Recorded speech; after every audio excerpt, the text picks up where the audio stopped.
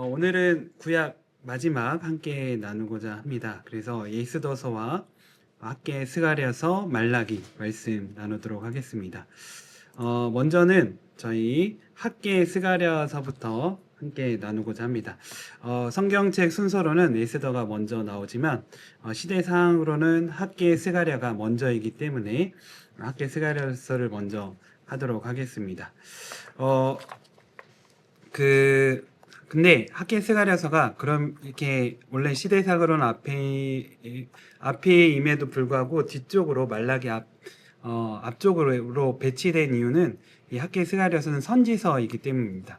예언서인데 예언서 중에서도 학계 스가랴 말라기는 포로 시대 이후, 그러니까 포로 기한 시대 이후에 쓰여진 예언서로서 이제 성경책에서는 이 세 권을 이제 묶어서 뒤쪽으로 배치를 한 겁니다.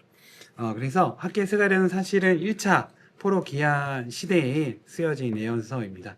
우리 포로 기한 알고 계시죠? 저번에 말씀드린 대로 포로 기한은 3번에 걸쳐서 일어났습니다.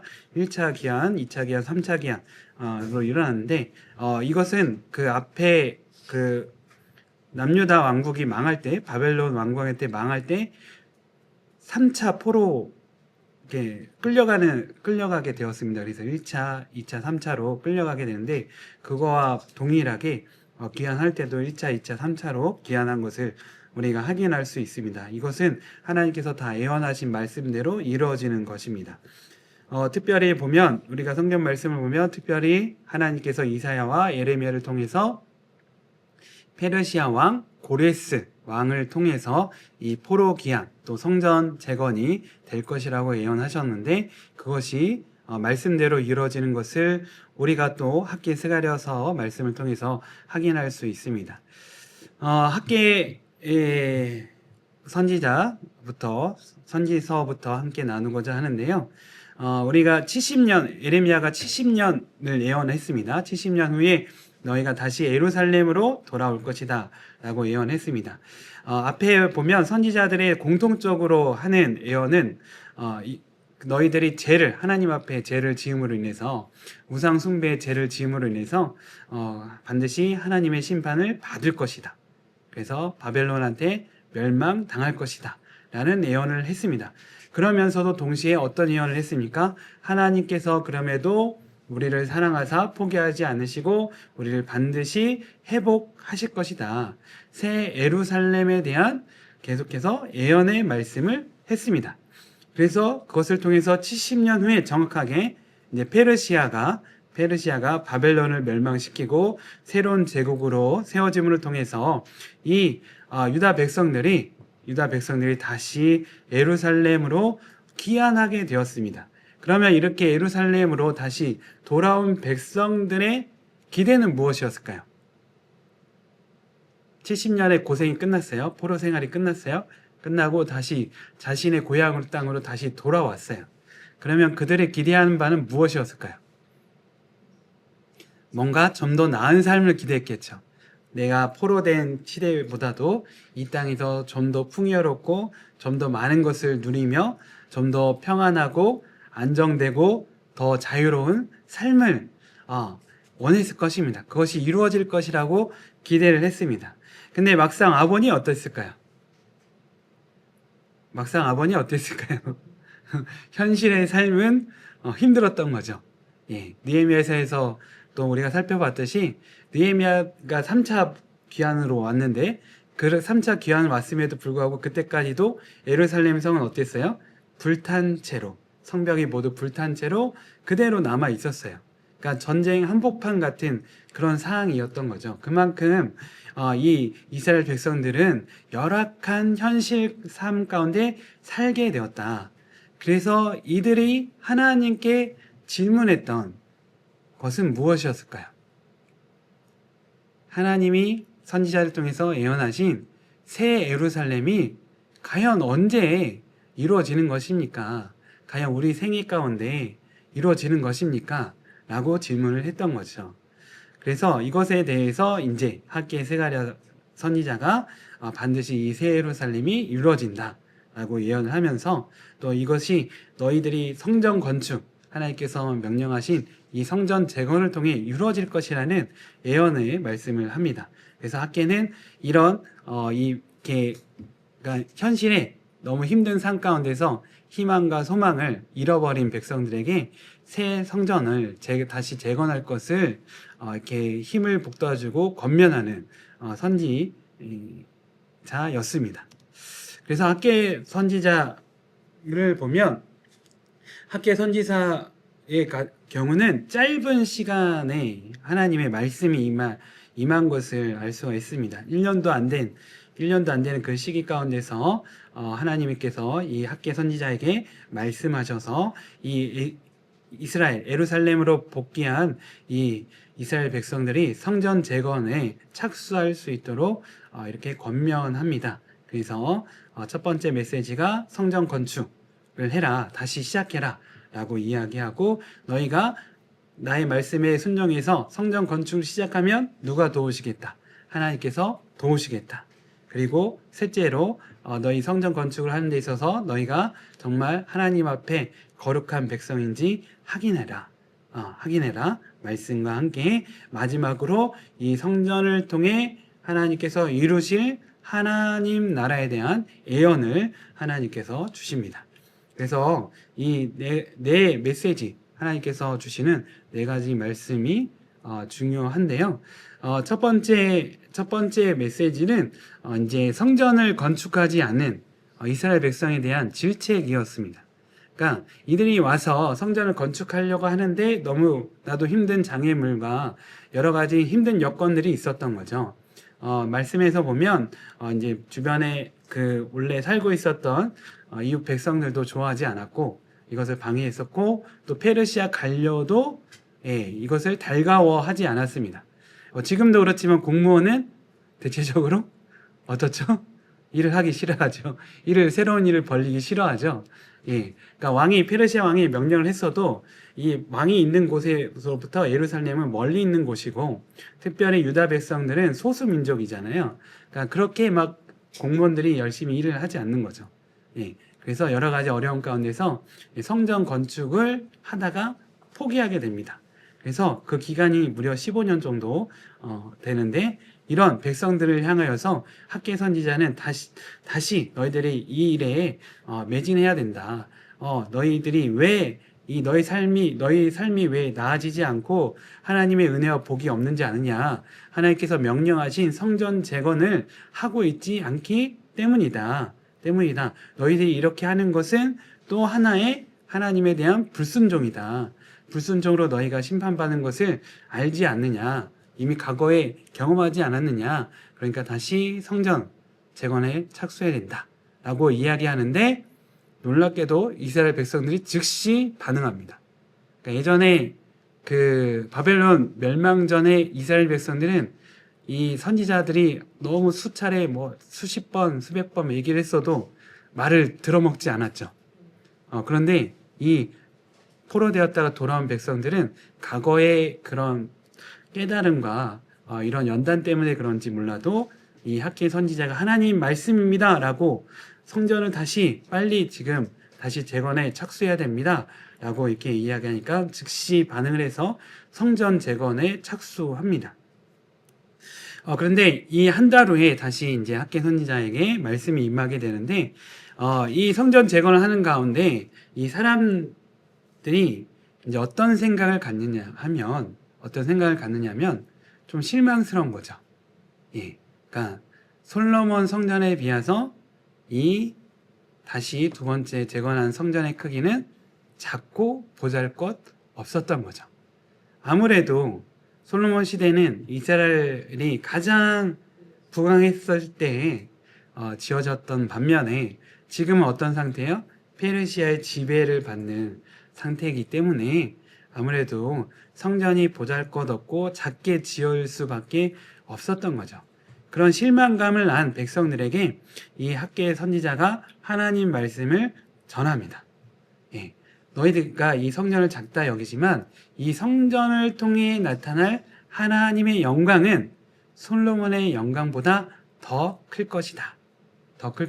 라고 이야기하면서 그들을 위로하고 이 일에 다시 열심히 할 수 있도록 하고 또 이것을 통해서 결국은 성전이 이렇게 다시 만들어지게 되죠. 완성이 되게 됩니다. 그리고 나서 2달 후에 네, 또 학계 선지자를 통해서 하나님께서 말씀하시는데 이제는 성전보다 무엇이 더 중요하다 하면 바로 마음의 정결함이 중요하다라고 이야기하면서 이제 선택하라는 이 백성들에게 선택하라고 말을 합니다. 너희들이 진정으로 하나님께 순종함으로 복을 받을 것인지 아니면 이전에 조상들과 같이 불순종함으로 또 하나님의 심판을 받을 것인지를 너희가 선택하라고 이야기합니다. 그리고 나서 마지막으로 너희들이 순종하고 하나님 말씀에 따를 때 또 너희들이 이렇게 하나님 말씀에 순종해서 성전을 재건함으로 이곳에 하나님의 나라 메시아 왕이 올 것이다. 예, 이렇게 이야기하는데 학계 선지자는 이 스룹바벨이 약간 메시아적인 그런 것을 암시하는 인물로 이야기를 합니다. 하지만 스룹바벨은 메시아는 아니죠. 예, 스룹바벨은 이제 그런 이 성전을 새롭게 세울 메시아에 대한 예표인 인물인 것이지 실제 메시아는 아니죠. 그래서 이런 하나님의 나라에 대한 미래의 소망에 대해서 이야기합니다. 이렇게 성전 재건에 대해서 지연은 누구의 저기 계획대로 이렇게 된 거죠. 사람들의 계획대로 이렇게 해서 한 거지만 또 신기하게도 놀랍게도 성전이 재건되었을 때가 그 성전이 파괴된 이후에 정확히 70년이 지난 후에 재건이 됩니다. 그래서 그러니까 우리가 사람들이 봤을 때는 사람의 뜻과 또 그런 주변의 그런 환경과 상황 이런 것 가운데 역사가 이렇게 진행되는 것 같은데 성경 말씀은 하나님 말씀대로 세상의 역사는 이루어진다라는 것을 다시 한번 확인시켜 줍니다. 또 학계 선지자가 한 메시지의 가장 중요한 것은 바로 아까 말씀드린 이 성전이 작다 여기지만 하나님 말씀에 순종해서 이 만든 성전은 어떤 거예요? 솔로몬 성전보다도 더 크다는 거죠. 하나님 입장에서는 하나님 보시기에는 더 크다는 거죠. 그래서 이 성전의 나중 영광이 이전 영광, 그러니까 솔로몬의 성전의 영광보다 크리라 만군의 여호와의 말이니라. 내가 이곳에 평강을 주리라 만군의 여호와의 말이니라. 여기서 영광이 크다고 했잖아요. 그렇다면 도대체 어떤 영광이 크다는 걸까요? 솔로몬의 성전보다 지금 스룹바벨 두 번째 성전의 영광이 더 크다고 이야기하고 있는데 하나님께서 이야기하고 있는데 근데 실제로 그 말씀을 봐도 솔로몬 성전이 더 의리의리하고 더 보기 좋았고 또 솔로몬이 그 완성하고 하나님께 제사를 드릴 때 하나님의 임재의 상징이 구름이 가득했다. 하나님의 영광이 가득했다라고 말을 하잖아요.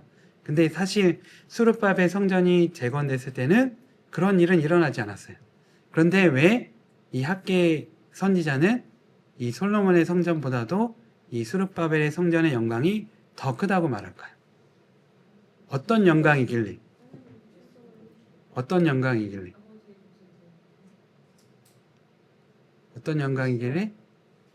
왜 더 크다고 얘기할까요?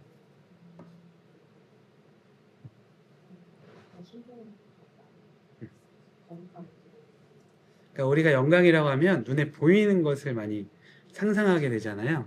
그런데 하나님께서 말씀하시는 이 영광은 하나님과의 관계예요.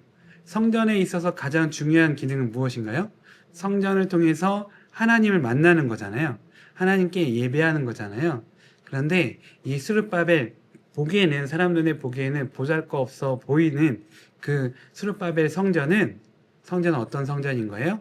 정말 사람들이 믿음 가운데 지은 성전인 거예요. 어려운 환경 가운데 지은 성전인 거예요. 네, 정말 자신의 모든 것을 드렸다 할 수도 있는 거죠. 드렸다 할 수 있는 거죠. 솔로몬은 충분한 돈과 자재와 여러 가지 여건들이 다 됐기 때문에 오히려 쉽게 지은 성전인 반면에 이 성전은 정말 자신의 피땀이 담겨 있는 성전인 것이죠. 이것을 통해서 그 믿음으로 지어진 성전이기 때문에 하나님께서는 그들을 더 직접적으로 만나고 이 백성들이 하나님의 마음을 더 많이 깊이 느낄 수 있는 성전이었다는 거죠. 더 가까이 만날 수 있다는 성전이었다는 거죠. 그래서 하나님 관계에 있어서 이 스룹바벨 성전의 영광이 솔로몬의 성전보다도 더 크다고 말씀하시는 거예요. 그래서 이것을 연결해서 생각해 보면 이제 나중에 이제 신약으로 가서 성전이 누구시죠? 예수 그리스도시잖아요. 예수 그리스도신데 예수 그리스도를 통해서 세워지는 성전의 영광이 뭐라고 말씀하십니까? 말씀이 육신이 되어 우리 가운데 거하심에 우리가 그의 영광을 보니 아버지 독생자의 영광이요 은혜와 진리가 충만하더라.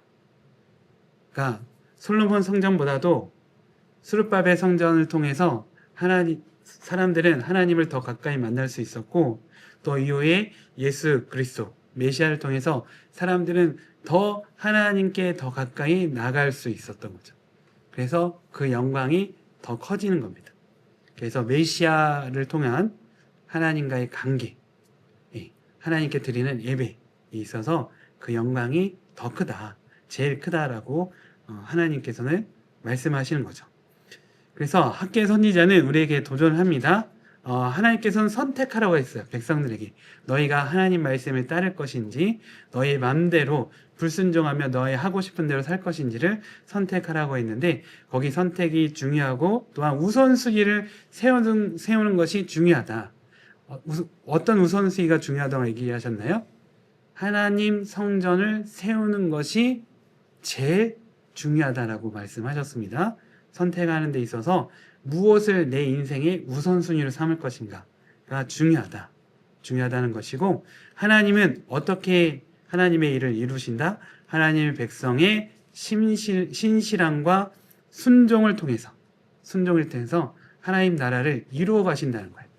그러니까 우리가 사람들이 생각할 때는 어떤 제도나 권력이나 어떤 군대나 어떤 대단한 이렇게 눈에 보이는 이런 것들을 통해서 하나님 나라가 이루어지는 것 같고 그것이 영광스럽다고 생각하지만 하나님은 그렇게 하지 않고 그 하나님을 신실하게 믿는 자. 그러니까 주변 상황과 여건이 어렵더라도 하나님 말씀을 따르는 그런 사람의 믿음을 통해서 하나님 나라를 세워나가신다는 거죠. 그래서 이를 통해서 우리는 믿음으로 항상 하나님 앞에 겸손하고 하나님 말씀에 사모하면서 순종하는 삶을 살아야 된다. 것이죠. 스가랴는 동시대의 선지자죠. 학개와 동시대의 선지자입니다. 그래서 스가랴도 이제 그 성전 재건을 위한 권면의 말씀을 했던 중요한 선지자입니다. 그런데 이 스가랴 예언서의 특징은 무엇이냐면 묵시적인 표현들이 많이 나온다는 거죠. 그래서 이 스가랴 선지서의 많은 부분들이 어디에 나중에 채용돼요? 어디에서 나타나요? 요한계시록에서 같이 많이 등장하는 것을 알 수가 있습니다. 그래서 이 스가랴는 하나님께서 보여주시는 환상 이런 것을 보고 하나님 말씀을 전했던 그런 선지자다. 그래서 좀 어떤 면에서는 예스겔 선지자와도 좀 비슷한 부분이 있고 다니엘과도 좀 비슷한 부분들이 있습니다. 그래서 이 스가랴서를 보면 7가지 환상에 대한 말씀이 나오고요. 이것을 통해서 미래에 이루어질 하나님 나라에 대한 예언이 등장합니다. 그리고 성전을 통해서 하나님께서 하나님 나라를 이루실 것이다 라는 것을 또 스가랴도 동일하게 학개 선지자와 동일하게 예언하고 있습니다. 그래서 이 스가랴 선지자의 경우는 그 예언의 시점을 이렇게 명시하고 있고요. 그래서 이 스가랴서를 보면 이 성전을 재건한 이후에도 계속해서 예언을 했음을 알 수 있습니다. 그러니까 학계 선지자는 좀 짧은 기간에 예언을 했다면 1년 안에 그 한 해 동안에 예언을 했다면 스가랴는 좀 2년 더 훨씬 더 해서 예언을 했음을 알 수가 있습니다. 그래서 스가랴가 본 여러 가지 환상이 나오는데 그 제가 아까 그 앞에 PPT가 7가지로 되어 있는데 7가지는 잘못돼 8가지입니다. 정확하게 8가지고요. 이 8가지는 수미상관 관계를 갖고 있어요. 수미상관이 뭐냐면 앞과 뒤가 이제 어떤 대칭 구조를 갖고 있는 거예요. 그래서 앞과 뒤가 대칭 구조를 갖고 있어서 첫 번째 환상과 마지막 환상이 어떤 연결성이 있고요. 두 번째, 그 다음에 7번째 환상이 서로 연결성이 있고, 그래서 이렇게 하는데 이 수미상관 구조는 성경에서 가끔 자주 등장하는데 이 수미상관 구조를 사용할 때는 가장 중요한 부분이 어디 있냐면 중간 지점에 있어요. 예, 중간 지점에 있어요. 그러니까 이 가일이 있으면 그 껍질을 까고 이렇게 안으로 들어갈 때 안에 있는 그 가육이 맛있잖아요. 그럼 그와 같이 이제 가운데에 있는 부분이 메시지가 가장 중요한 메시지입니다. 그러니까 가운데의 메시지를 강조하기 위해서 수미상관 구조를 가지고 있다. 이제 그렇다면 이 7가지 환상에서 가장 중요한 부분은 어딜까요? 여호수아에 대한 환상입니다. 여호수아는 이 성전 재건할 당시의 제사장입니다. 그래서 이 학계 선지서에는 수르발벨, 그러니까 그 지도자, 공적인 지도자를 이렇게 강조하고 있다면 스가랴에서는 오히려 여호수아, 제사장 직분을 맡고 있는, 쉽게 말하면 목회자를 더 강조하고 있어요. 그래서 3장, 4장에 나온 환상이 제일 중요합니다. 3장, 4장에 나온 환상이 중요한데 이것을 통해서 하나님께서 드러내시고자 하신 건 뭐예요? 하나님께서 세우신 이 여호수아 제사장에게 하나님께서 힘과 능력을 주셔서 이 성전 재건을 마칠 것이다 라는 것이죠. 마칠 것이라는 예언입니다. 그래서 이것이 중요한데 또 이를 통해서 이 수미상관 구조를 갖고 있습니다. 그래서 이 여호수아는 미래에 오실 메시아를 상징하고 있어요. 그래서 아까 학개서에서는 수르바벨, 그러니까 왕적인 메시아 거죠. 왕적인 메시아 부분을 강조하고 있다면 이제 여호수아를 통해서는 어떤 메시아를 강조하고 있을까요? 제사장적인 메시아를 강조하고 있어요. 그래서 제사장에게 있어서 중요한 건 뭔가요? 중요한 역할은 무엇인가요?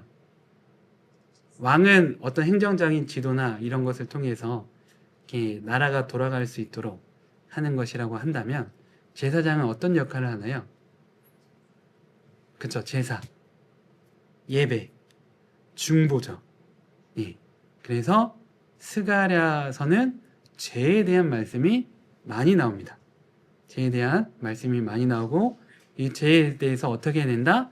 하나님께 회개해야 된다. 회개해야 된다. 라는 말씀들이 강조를 많이 해요. 많이 합니다. 그래서 이 8가지 이제 수미상관 구조를 보면 첫 번째 4명의 말탄자가 나오고 마지막 8번째에 또 4명의 말탄자가 나와요. 그래서 이것을 통해서 무엇을 말씀해 주고 계시냐면 70년의 이제 포로 생활이 끝난 것을 하나님께서 말씀하시면서 그러니까 바벨론을 페르시아가 평정을 하죠. 그래서 이제 그런 정말 그 이스라엘 백성들이 가해졌던 핍박과 박해가 그칠 것을 말씀하시면서 또한 더 이후에 하나님께서 진정한 평안을 주실 것이다 라는 것을 이야기하고 있죠. 그래서 이 말탄자들은 하나님의 심판을 또 상징하기도 하면서도 그것을 통하여서 하나님께서 주시고자 하시는 그런 하나님의 나라에 대한 것을 말하고 있습니다. 또 두 번째는 넷불과 대장장이와 또 이 여인이 나옵니다. 그래서 이것이 수미상관적으로 해서 이 바벨론의 멸망 또 심판에 대해서 말씀하고 있고요. 그래서 이것이 또 요한계시록에 또 나오죠. 여인, 뭐 이런 바벨론 여인 이런 심판 장면이 연결되는 것을 볼 수가 있고요. 그래서 죄에 대해서 죄에 대해서 지적을 하면서 그것에 대한 심판을 말씀하시고 있고, 또 세 번째 예루살렘을 측량하십니다. 측량하십니다. 그래서 이것을 통해서 예루살렘을 회복시켜 주시고, 또 그 날아다니는 두루마리를 통해서 또 성을 회복시키는과 동시에 우리의 마음, 영혼을 또 회복시켜 주시는 것을 이렇게 예언하고 계시죠. 그래서 아까 말씀드린 대로 이제 중간에 있는 여호수아에 관련된 이 메시지가 중요하다. 그래서 여호수아가 이제 사탄이 검사로 나와요. 환상을 보는데 검사로 나오고, 이제 여호수아는 이제 죄인으로 이제 고소를 당한 거죠. 그래서 재판장이 서 있습니다. 근데 이것을 재판을 하나님께서 어떻게 하실까요? 여호수아의 죄를 사해 주시고 그에게 새 옷을 입혀 주시고, 오히려 고발한 사탄에게 혼을 내세요. 그래서 이런 모습 상징을 보여주고, 또 다섯 번째 환상은 무엇입니까? 감람나무가 나오죠. 두 개의 감람나무가 나와서 이것을 통해서 여호수아와 스룹바벨을 통해서 하나님께서 그들에게 은혜를 주셔서 하나님 주신 사명을 감당케 하실 것이다 라는 것입니다. 근데 여기서 여호수아가 하나님으로부터 새 옷을 입고 장면들이 나옵니다. 그것을 통해서 그 제사장적인 메시아에 대한 부분을 하나님께서 보여주시죠. 그래서 그 스가랴에서 가장 이제 인상적인 환상이 이제 여호수아가 재판을 받는 거예요. 그러니까 여호수아가 재판을 받는데 어떤 모습으로 등장하냐면, 더럽고 헤어진, 거지 같은 좀 이렇게 헤어진 그런 남루한 옷을 입고 있습니다. 근데 하나님께서 이 재판 과정에서 이 여호수아의 그 옷을 벗겨주시고 새로운 옷을 입혀주세요. 그래서 이것을 통해서 이 포로된 백성을 하나님께서 회복시켜 주실 것을 보여주시고, 또 이것을 통해서 하나님의 역사를 이루어 가실 것을 하나님께서 말씀하십니다. 그래서 이 스가랴 선지자에게 백성들이 계속해서 질문합니다. 이런 환상의 메시지를 듣고 나서 계속해서 질문합니다. 하나님 나라가 도대체 언제 임하는 것입니까? 이 질문에 오히려 스가랴가 역질문을 해요. 너희는 과연 하나님의 나라에 참여할 준비가 된 백성이냐? 라고 질문하면서, 지금은 너희가 하나님 말씀 앞에 신실할 때이다. 그래서 미래에 임할 하나님의 나라에 들어갈 백성으로 준비되어야 한다. 왜? 메시아가 오실 것이기 때문이다 하면서, 이 스가랴서에는 메시아에 대한 구체적인 예언의 모습들이 나오는데 많이 나옵니다. 그래서 예언서 중에 이제 이사야와 다음으로 이제 메시아에 대한 예언이 가장 많이 나오는 예언서입니다.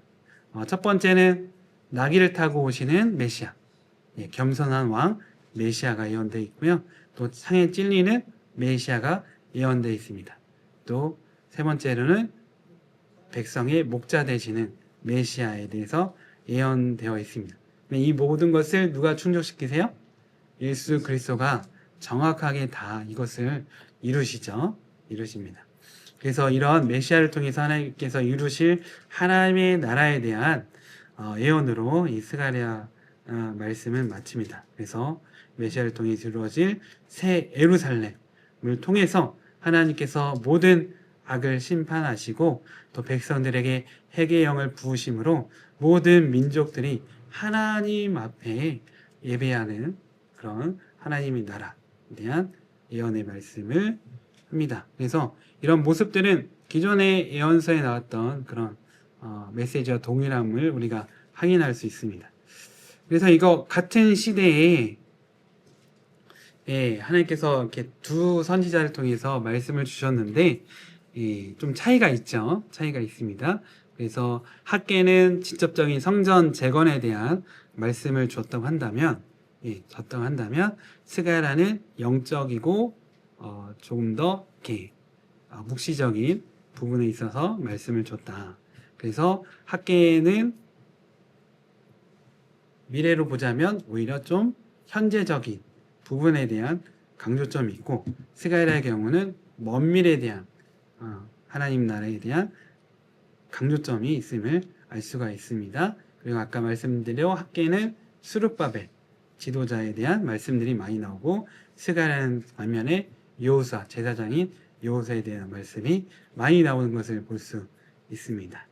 그래서 하지만 둘 다 결국은 메시지는 동일한 메시지다. 동일한 메시지다. 이것을 알 수가 있고요. 스가랴서를 통해서 우리가 얻을 수 있는 교훈이라고 한다면, 우리의 인생이 우리가 바라던 바대로, 기대하는 바대로 이루어지지 않는다는 거죠. 우리의 인생은 롤러코스터를 타는 것과 같이 한 치 앞을 우리 스스로가 알 수 없는 인생인 거죠. 하지만 그럼에도 뭐가 중요할까요? 하나님의 나라에 대한 믿음을 가지고 하나님께서 반드시 하나님 말씀에 불순종한 악인을 심판하시고, 또 하나님 말씀에 신실한 자들을 하나님께서 상을 주실 것을 믿음으로, 하나님께서 영광과 은혜를 주실 것을 믿으며 살아가는 그 믿음이 중요하다는 것을 스가랴서는 우리에게 알려주고 계십니다. 특별히 무엇보다도 성령의 은혜에 대한 부분을 스가랴서는 강조하고 있습니다. 그래서 우리가 이런 한 치 앞을 알 수 없는 인생 가운데서 정말 성령님과 함께 동행하면서 성령의 은혜로 살아가는 것이 중요하다. 현재 내가 성령의 은혜 가운데 살아가는 것이 중요함을 이렇게 말씀해주고 있습니다. 이렇게 1차 포로를 통해서 이제 성전이 재건된 이후에 이렇게 돌아간 백성들이 있죠. 예루살렘에 돌아간 백성들이 있습니다. 하나님께서 회복시켜 주시고 돌아가게 하실 것이다. 그리고 너희들은 돌아가서 성전을 재건하라고 말씀하셨죠. 그런데 그럼에도 불구하고 여전히 남아있는 백성은 어떤 백성인가요? 돌아간 백성에 비한다면, 돌아가서 정말 힘들게 고생해서 성전을 재건한 백성에 비한다면 남아있는 백성은 어떤 백성인가요? 어떤 백성인가요? 객관적으로는 조금 믿음이 떨어지죠. 예루살렘에 돌아가는 사람보다는 하나님 은혜에 대한 사모하는 마음과 이런 것에서는 떨어진다고 볼 수 있는 거죠. 그러니까 이 사람들은 더 영적인 것을 더 바라고 하나님에 대한 나라에 대한 기대를 가지고 그런 희생을 감내하고 돌아갔다고 한다면, 이들은 왜 남아 있었던 거예요? 남아 있었던 이유. 그러니까 자기가 먹고 살 기반이 이곳에 이제 다 마련되어 있는 거죠. 굳이 내가 이곳을 떠날 필요가 없다고 생각한 거죠. 그렇다면 하나님은 그런 백성들을 어떻게 하실까? 어떻게 하실까 하는 거죠. 내 말 안 듣네? 내 은혜를 사모하지 않네? 그래서 그래 내가 너 몰라라 하실까요? 아니면 그럼에도 불구하고 함께 하실까요? 그거에 대한 답이 바로 에스더입니다. 에스더서입니다. 그래서 그러니까 바로가 포로로 망한 지, 이제 멸망한 지 100년 정도 지났을 때의 시대적 배경을 갖고 있고요. 장소는 어디예요? 수사, 바로 페르시아 수도가 장소가 됩니다. 이 장소, 말씀의 장소가 되고, 인물은 바로 모르드게와 에스더죠. 중심된 인물은 모르드게와 에스더, 유대인이고요. 거기에 이제 페르시아 왕이 등장하고, 아하수에로 왕이라는 폭군이 등장합니다. 폭군이 등장하고, 또 유대인들을 멸망시키려고 하는 하만이라는 악한 대적이 등장하죠. 그 가운데 일어나는 일을 이제 에스더는 이제 기록하고 있는데요. 특이한 점은 엑소더서는 하나님의 이름이 한 번도 나오지 않습니다. 근데 이런 성경이 하나가 더 있어요. 룻기입니다. 룻기. 룻기와 에스더에서 하나님의 이름이 한 번도 등장하지 않아요. 등장하지 않습니다. 그렇다면 하나님과 관련 없는 이야기냐? 그렇지 않죠. 특이하게도 하나님의 이름이 한 번도 등장하지 않지만 사람들은 이 말씀을 읽고 뭘 느껴요? 하나님께서 일하시는구나. 하나님께서 역사하시구나. 라는 것을 알 수가 있고요. 또 두 책의 공통점은 또 있죠. 둘 다 여성의 이름이 성경책이었다. 성경책이라는 점이죠. 그래서 하나님은 등장하지 않지만 우리의 그런 삶 가운데 우연으로 보여지는 여러 가지 일 가운데서도 이를 통해서 하나님께서 일하시고 계심을 나타낸 책이다. 책임을 우리가 알 수 있습니다. 특별히 하나님께서 여성, 그 시대에 그 소외된 이 여성을 통해서도 하나님께서 일하시는 을 보여주고 있죠. 룻기도 그렇고 에스더도 그렇고. 예. 그래서 배경이 바로 페르시아 수도 수사인데 그 당시 페르시아는 강대한 제국이었습니다. 그래서 영토로 보자면 이 동쪽으로는 어디에 이르고 있어요? 인도에 이르고 있고요. 서쪽으로는 어디에 이르고 있습니까? 그리스에 이르고 있고요. 남쪽으로는 이집트에 이르고 있고요. 예, 위쪽으로는 이제 예전에 바벨론 차지했던 아시리아가 차지했던 모든 영토를 다 점령한 제국이었습니다.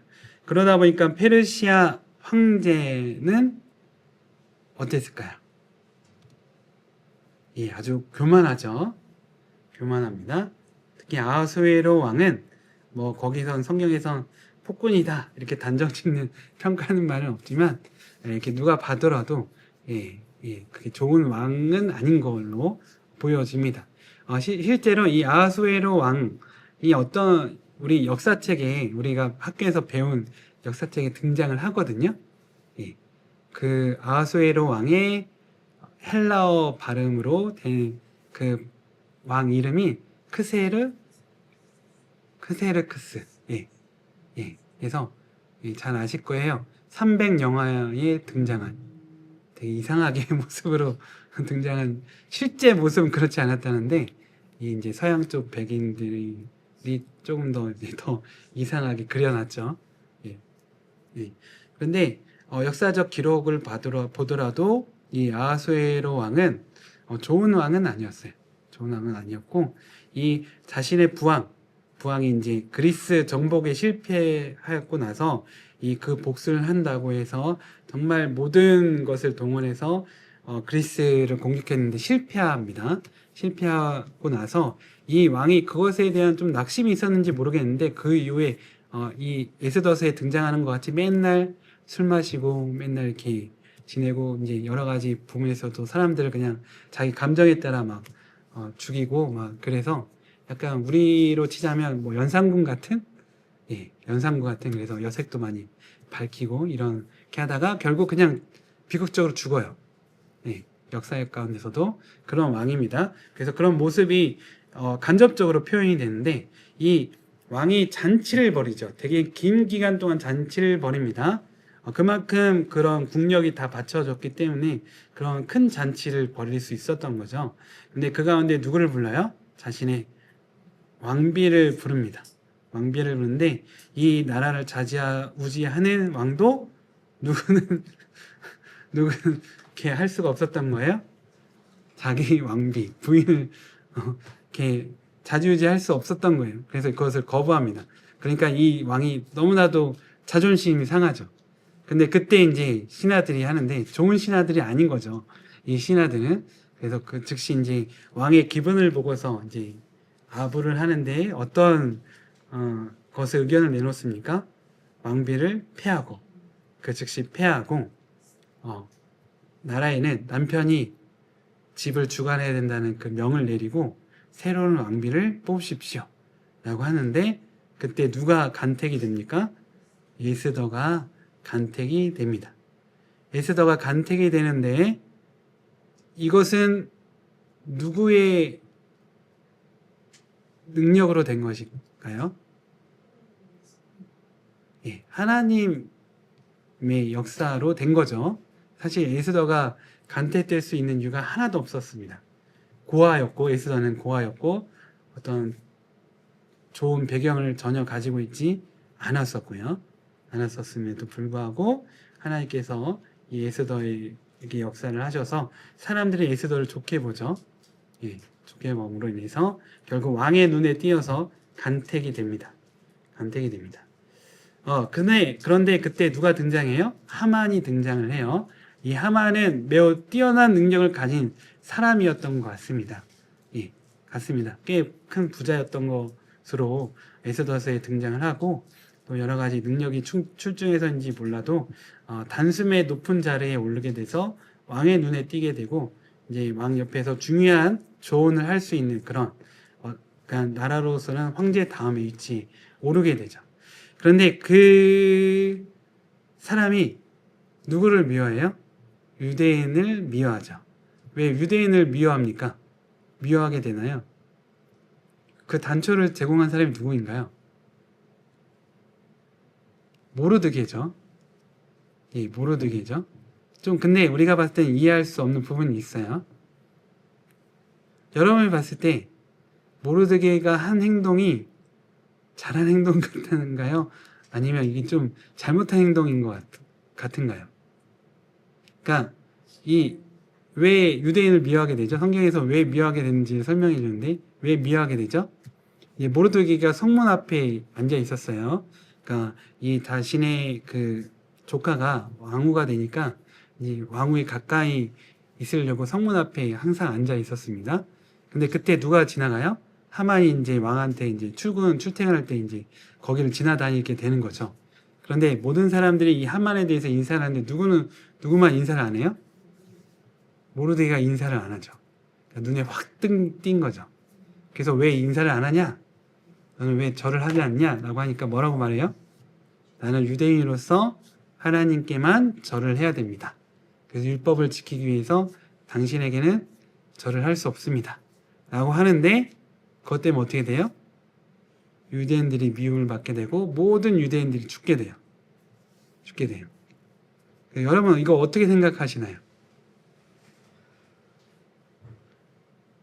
사실은 내가 그냥 고개 한번 숙이면 모든 유대인들은 그냥 이염 없이 살 수 있는데 이 사람이 괜히 어떤 면에서는 고집을 부려서 민족 자체를 위험에 처하게 만든 것이잖아요.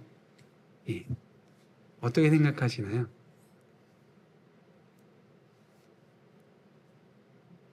답은 없어요.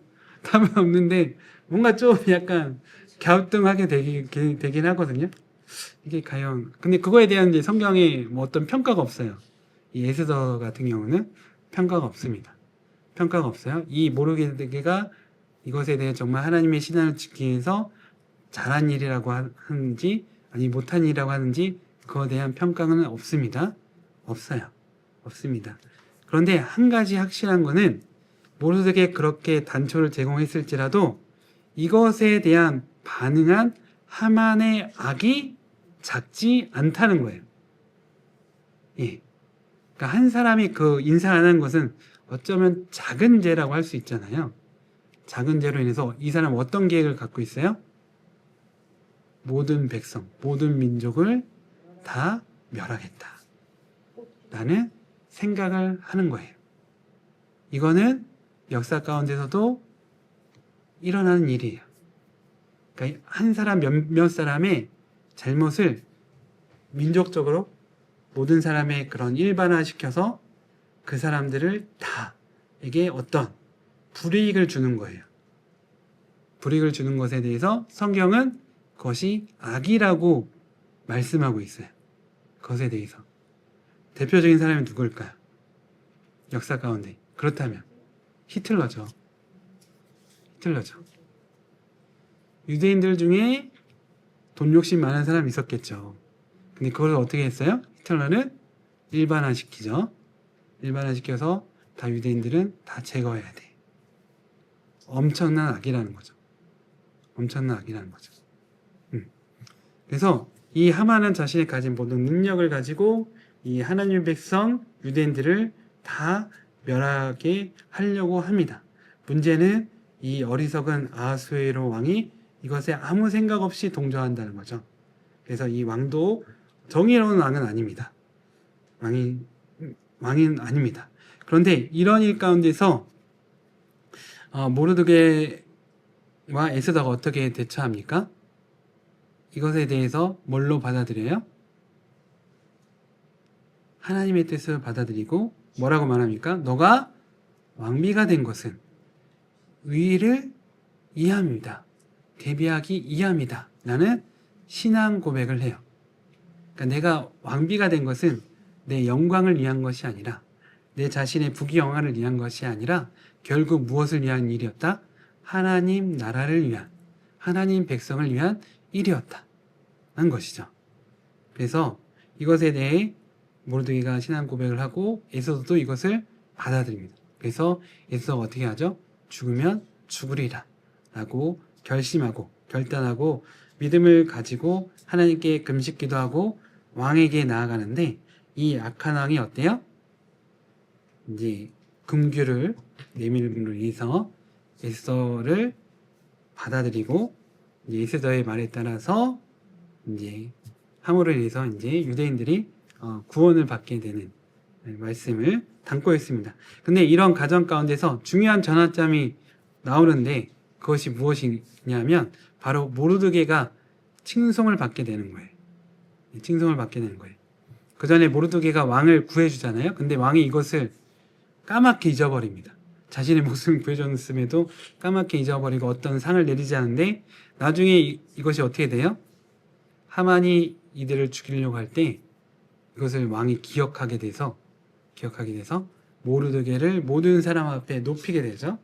높이게 됨으로 인해서 이것을 통해서 하나님께서 하만을 심판하시고 하나님의 백성을 구원하실 것을 사람들에게 알도록 하시죠.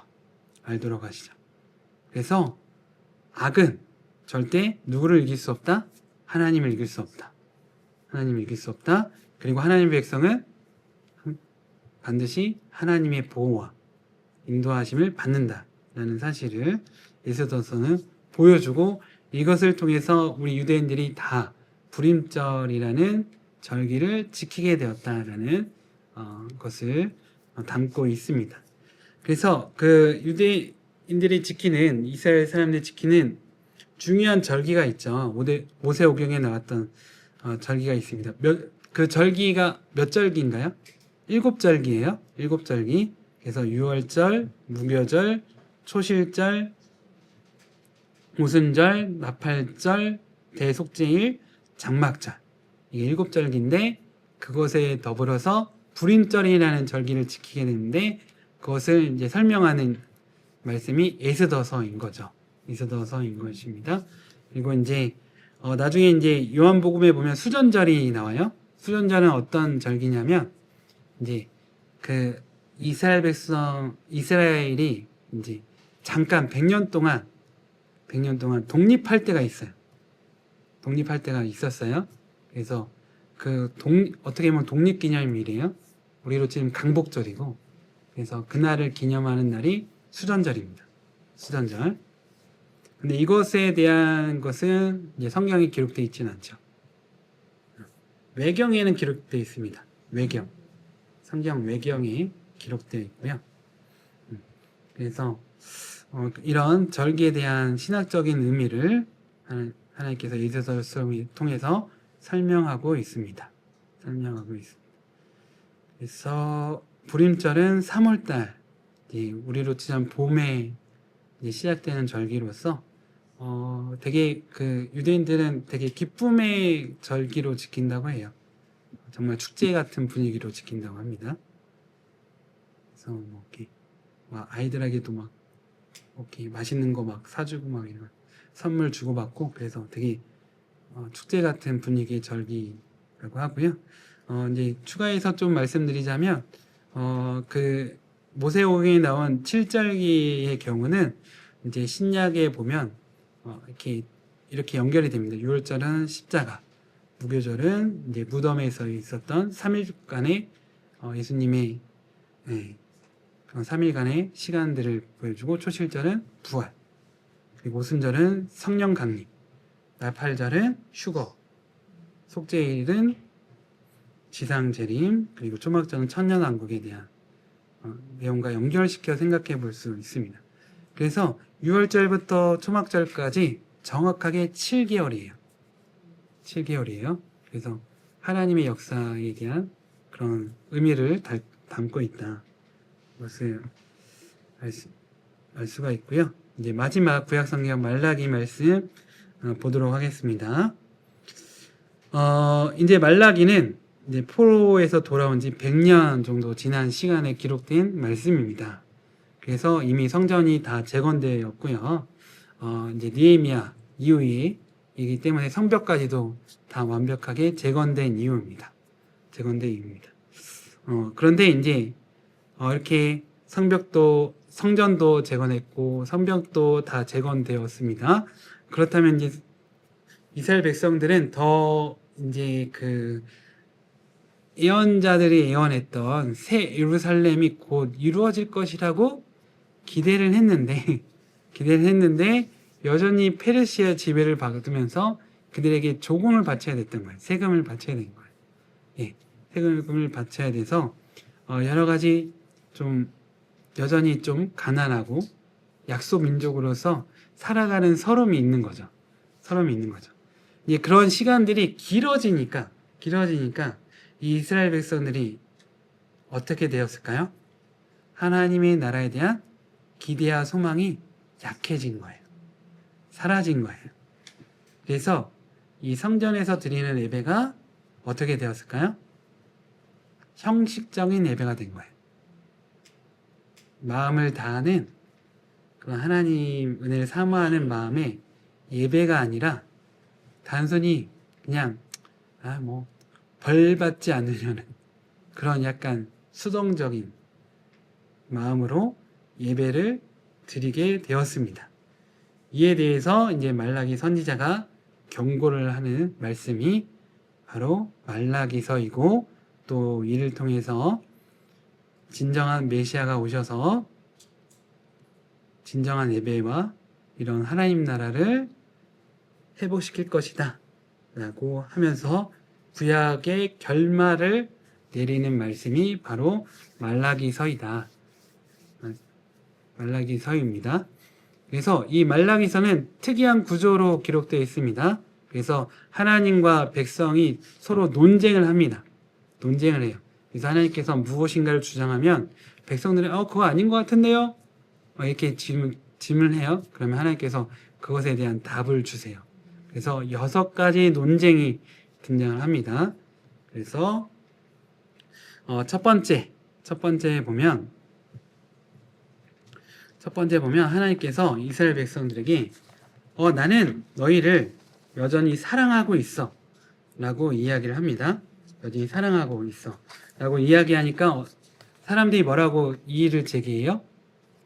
하나님께서 정말 나를 사랑하시나요? 사랑하신 게 맞나요? 라고 이야기해요. 그랬더니 하나님께서 이제 사랑하신 것을 어떻게 보여주냐면 바로 이스라엘과 에돔에 대한 비교를 하십니다. 이스라엘과 에돔에 대해서 비교하시는데, 이스라엘과 에돔 모두가 바벨론에게 멸망을 당했어요. 하지만 그 이후에 이스라엘은 다시 이곳에 돌아와서 예루살렘을 회복한 반면에 에돔은 어떻게 됐을까요? 없어졌어요. 진짜로 흩어졌어요. 회복이 안 됐어요. 이것을 통해서 내가 너희를 사랑하고 있고 너희와 함께하고 있음을 하나님께서 증명을 하십니다. 두 번째로 이제 하나님께서 말씀하십니다. 너희가 나를 멸시하고 내 성전을 더럽혔다. 그랬더니 이제 이스라엘 백성님, 우리가 언제 그랬어요? 그랬더니 예배에 대한 지적을 하시는 거예요. 너희가 형식적인 예배를 드렸다. 제물에 이제 직접적으로 이제 이렇게 말씀하시는 거는 너희가 재물을 드릴 때 좋은 재물, 건강한 재물을 드린 것이 아니라 병들고 약하고 죽을 것 같은 죽기 직전에 그런 것을 가져와서 하나님께 드렸다.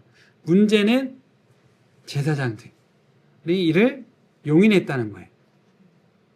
용인했다는 거예요. 이것을 바로잡지 않고 백성들과 같이 이런 형식적인 예배를 드렸다는 것이죠. 그래서 나를 멸시했다라고 말씀하십니다. 세 번째로는 너희가 나와 너희들의 아내를 배반했다.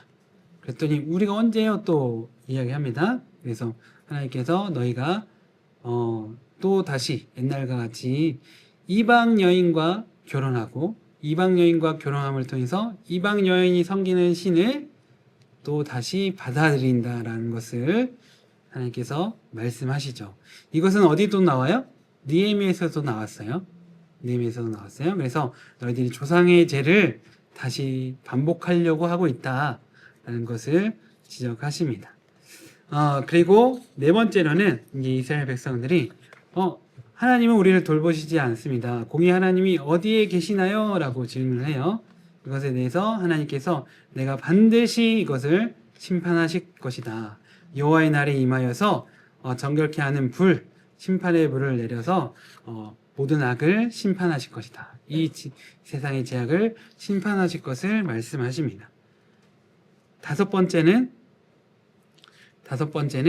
11조입니다. 11조. 너희가 11조를 제대로 드리지 않고 있다. 라는 것을 말씀하십니다. 말씀하세요. 그래서 11조를 제대로 드려라. 11조를 안 드려서 제대로 안 드리니까 어떻게 됐을까요? 이제 성전 관리가 제대로 안 되는 거예요. 예배가 제대로 드려지지 않게 되는 거예요. 네. 그래서 11조는 하나님께서 분명히 백성들에게 명령하신 것이고 11조는 믿음의 고백인 것이죠. 믿음의 고백으로서 정말 나의 모든 것이 하나님께서 주신 모든 것이 하나님 것입니다. 라는 고백으로 드려지는 11조를 하나님께 드리라 라고 말씀하십니다. 여기서 그렇다면 이제 뭐 요새는 막 그런 이야기들도 많이 있는데 그러니까 예수님이 구약의 율법을 완성을 하셨잖아요. 그래서 11조에 대한 것은 사실 의무는 아니다. 라고 얘기를 하는데 여러분 어떻게 생각하시나요?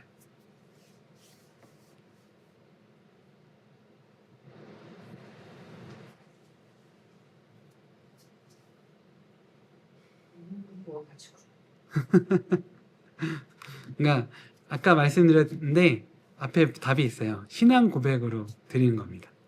네, 신앙 고백으로. 그러니까 내 모든 것이 하나님의 것입니다. 라는 신앙 고백의 의미로 드리는 거예요. 그런 의미에 있어서 11조는 여전히 우리에게 중요한 거죠. 중요한 것이고 또한 하나님 말씀. 아무리 예수님께서 구약의 율법을 완성하셨다고 하더라도 구약의 모든 말씀들이 다 그 능력이 사라진 건 아니잖아요. 그죠? 여전히 그렇다면 우리가 구약서를 볼 필요가 없는 거죠. 그럼에도 불구하고 우리가 구약서를 보고 그 말씀의 설교를 듣는 이유는 뭐예요? 여전히 구약의 말씀들은 우리에게 유효하다는 거죠. 유효한 하나님 말씀이라는 거죠. 살아있는 하나님 말씀이라는 것이죠. 그로 인해서 11조를 통해서 우리가 무엇을 받을 수 있을까요?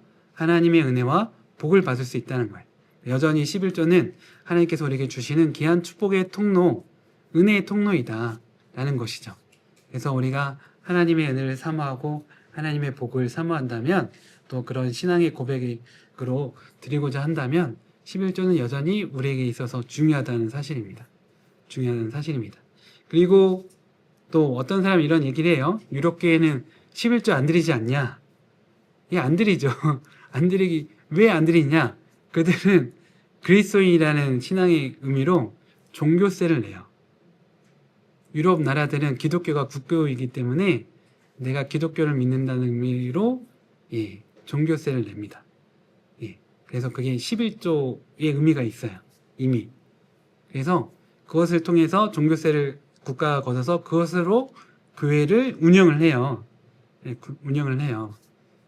근데 우리 한국교회는 그것이 아니기 때문에 우리 교인들이 11조를 다 낸다 라고 한다면 한국교회는 어떻게 될까요? 이 말라기 말씀에 일어난 일이 일어나는 거예요. 성전이 이제 훼손되고 예배가 제대로 못 드려지게 되고 이런 일이 일어나는 거예요. 그래서 11조는 여전히 중요하다, 우리에게 중요하다고 말씀드릴 수 있습니다. 예, 중요하다는 것을 말씀드릴 수 있습니다. 예, 여섯 번째로 이제 이스라엘 백성들이 이런 질문을 합니다. 하나님을 섬기는 것이 헛된 것 같습니다. 우리가 봤을 때는 행악하는 자들이 우리보다 더 잘 사는 것 같습니다. 이렇게 우리는 하나님께 예배도 드리고 정말 뭐 보잘것 없을 수 있지만 하나님께 우리 재물을 하나님께 드리고 있는데 그것에 비한다면 우리는 저 악한 자들보다 비해서 우리는 힘도 약하고 오히려 그들에게 어떤 피해나 또 박해를 받는 것 같습니다. 예, 하나님은 지금 무엇을 하시는 겁니까? 무엇을 하시는 겁니까? 라고 질문을 합니다. 그것에 대해서 하나님께서 무엇이라고 답하시냐면 남은 자에 대한 말씀을 하십니다. 너희들은 그렇게 생각하고 형식적인 예배를 드리지만 그들 중에서도 너희다 똑같은 상황 가운데서도 신실한 자들이 있다는 거죠. 하나님의 성품과 약속을 믿는 자들이 있다는 거죠. 그리고 그것에 대한 믿음을 가지고 여전히 하나님께 온전한 예배를 드리는 사람들이 있다는 거죠. 그리고 그런 자들을 하나님께서 어떻게 하시겠다? 반드시 그들에게 하나님의 약속한 영광을 주시겠다라고 말씀하십니다. 그래서 이 남은 자들에게 주시는 미래가 뭐예요? 여러분이 잘 아시는 말씀, 내 이름을 경외하는 자들에게는 공의로운 해가 떠올라 치유의 강산을 비출 것이니 그들이 어떻게 한다고요? 양간에 나온 송아지 같이 뛰리라. 그들이 경험하는 기쁨과 감사와 행복이 그런 것과 같이 너무나도 좋은 것임을 하나님께서 말씀하고 있습니다. 그래서 이런 상황과 우리가 벌어지는 일들이 하나님이 안 계시는 것 같고 하나님이 일하시지 않는 것 같을지라도 여전히 하나님은 살아계셔서 우리와 함께 하시며 우리 가운데서 보이지 않게 역사하심을 믿고 하나님 말씀대로 살아가는 자들은 어떻게 해야 될까요? 진정한 행복, 진정한 기쁨, 진정한 감사, 변하지 않는 평안을 누리게 될 것이다 라고 말씀하십니다. 말씀하시면서 하나님께서 이제 이 말라기 선지자를 통해서 결론을 내십니다. 그래서 하나님께서 누구를 보내시겠다? 엘리야를 보내시겠다고 말씀하세요. 이 엘리야가 나중에 누구인가요? 누구랑 연결되냐면 세례 요한이죠. 세례 요한과 연결됩니다. 그래서 구약의 말씀을 마무리하면서 이 말라기 이후에 이제 중간 시대 400년의 침묵의 시대가 이제 도래하게 됩니다. 하지만 이 침묵의 시대가 하나님이 안 계시거나 하나님 백성을 버렸다거나 그것이 아닌 것이죠. 하나님께서 여전히 함께 하시면서 하나님의 역사를 이뤄 가심으로 통해서 하나님 나라를 준비하셨다. 그래서 이를 통해서 메시아가 오셨다는 것이죠. 그래서 스룹바벨 성전이 작을지라도 하나님께서 그 성전을 통해서 예수님이 오신 거예요. 이 스룹바벨 성전이 없었다면 예수님도 오시지 못했을 거예요. 이런 내용을 담긴 말씀이 말라기서 하면서 결론을 내리고 있습니다. 말라기서 한번 마지막으로 좀 볼게요. 마지막 말씀, 4장 말씀 보겠습니다. 1절부터 6절 한번 읽어보도록 하겠습니다. 만군의 여호와가 이르노라. 보라, 영광로 불같은 날이 이르니 교만한 자와 악을 행하는 자는 다 지푸라기 같을 것이라. 그 이른 날에 그들은 살라 그 뿌리와 가지를 남기지 아니할 것이로되 내 이름을 경외하는 너에게는 공의로운 해가 떠올라서 치료하는 강선을 비추리니 너희가 나가서 애양간에서 나온 송아지 같이 뛰리라. 또 너희가 악인을 밟을 것이니 그들이 내가 정한 날에 너희 발바닥 밑에 재와 같으리라. 만군의 여호와의 말이니라. 너희는 내가 호렙에서 온 이스라엘 위하여 내 종 모세에게 명령한 법 곧 율례와 법도를 기억하라. 보라, 여호와의 크고 두려운 날에 이르기 전에 내가 선지자 엘리야를 너에게 보내리니 그가 아버지의 마음을 자녀에게로 돌이키게 하고 자녀들의 마음을 그들의 아버지에게로 돌이키게 하리라. 돌이키지 아니하면 두렵건대 내가 와서 저주로 그 땅을 칠까 하노라 하시니라. 예, 이렇게 마무리하고 있는데 성경의 모든 처음부터 끝까지 말씀은 동일합니다. 반드시 뭐가 있어요? 하나님 심판이 있어요. 하나님 심판에서 누가 심판을 당합니까? 악인이 하나님의 심판을 당합니다. 그래서 악인의 형통함을 믿는 자는 어떻게 해야 돼요? 부러워해서는 안 됩니다. 그들은 결국 하나님 심판을 당할 거예요.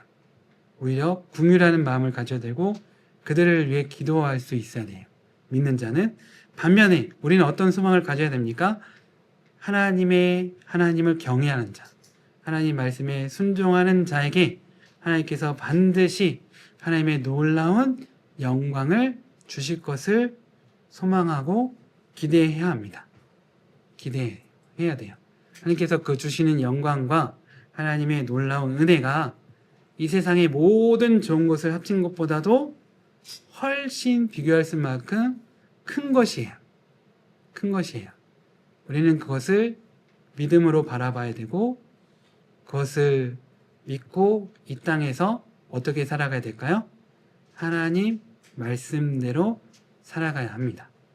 하나님 말씀대로 살아갈 때 우리가 어떤 사람과 상관없이 하나님께서 그런 믿음의 사람을 통해서 일하십니다. 바로 에스더와 같은 사람인 거죠. 에스더와 같은 사람인 거죠. 모르드게와 같은 사람인 거죠. 그런 사람과 통해서 하나님 나라를 이루어 가십니다. 그래서 우리는 오늘 말씀을 통해서 우리에게 오신 메시아 예수 그리스도에게 감사를 드리면서 정말 예수 그리스도의 십자가의 구속의 은혜를 통해서 항상 성령의 은혜 가운데에서 살아가는 하나님의 백성이 되어야 할 것입니다. 이것이 이제 구약의 결론입니다. 네, 그게 구약의 결론을 기억하시고 이후에 이어지는 신약의 말씀을 함께 나누시면 되겠습니다. 네. 네, 기도하겠습니다. 사랑하신 하나님, 오늘 온라인 복습 강의를 통하여서 마지막 구약 말씀 말라기까지 나눴습니다. 이 긴 기간 동안 주님의 말씀, 귀한 말씀을 나누게 하심을 감사드립니다. 이 구약 말씀을 통해서 하나님께서 우리에게 주시는 동일한 말씀은 하나님은 반드시 하나님 백성과 함께 하신다. 그리고 하나님 백성에게 은혜와 복을 주시고 하나님께서 그들을 하나님의 나라로 인도하신다는 것입니다. 하나님, 우리가 어떤 상황과 형편이든지 믿음을 잃지 않고 하나님께서 인도하시는 그 하나님의 나라에 대한 소망과 기대를 가지고 정말 믿음이 변치 않고 오히려 하나님을 향한 믿음이 더욱더 굳건해지고 성장하고 성숙하여서 하나님의 귀한 열매를 맺는 우리 모두가 되게 하여 주옵시고 정말 하나님 말씀에 순종함으로 이 땅 위에 하나님의 나라를 세우는 귀한 하나님의 백성이 될 수 있도록 주님 역사하여 주시옵소서. 오늘 이 시간 하나님 말씀을 듣는 우리의 믿음, 또 하나님께 기도하는 그 믿음, 또 하나님께 헌금하는 그 믿음, 그 모든 믿음을 통해서 하나님께서 일하시고 역사하심을 우리가 알게 하여 주셔서 그것을 통해 우리에게 주실 놀라운 하나님 나라의 열매를 기대하고 소망함으로 기쁨과 또 평안과 은혜와 또 감사함과 행복한 가운데 살아가는 우리 모두가 되게 하여 주셔서 이 어떤 세상일 가운데서도 흔들리지 않는 주님의 귀한 은혜로운 삶을 살아가는 우리 모두가 되게 하여 주시옵소서. 항상 마음속 가운데 성령이 주시는 기쁨이 끊이지 않는 귀한 축복의 샘물과 같은 우리 모두가 될 수 있도록 하나님께서 통근통독과 함께하는 우리 모든 성도들에게 하나님의 은혜를 더하여 주시옵소서. 이 모든 것을 하나님께 맡겨드리며 주 예수 그리스도 이름으로 기도드립니다. 아멘. 네, 수고하셨습니다.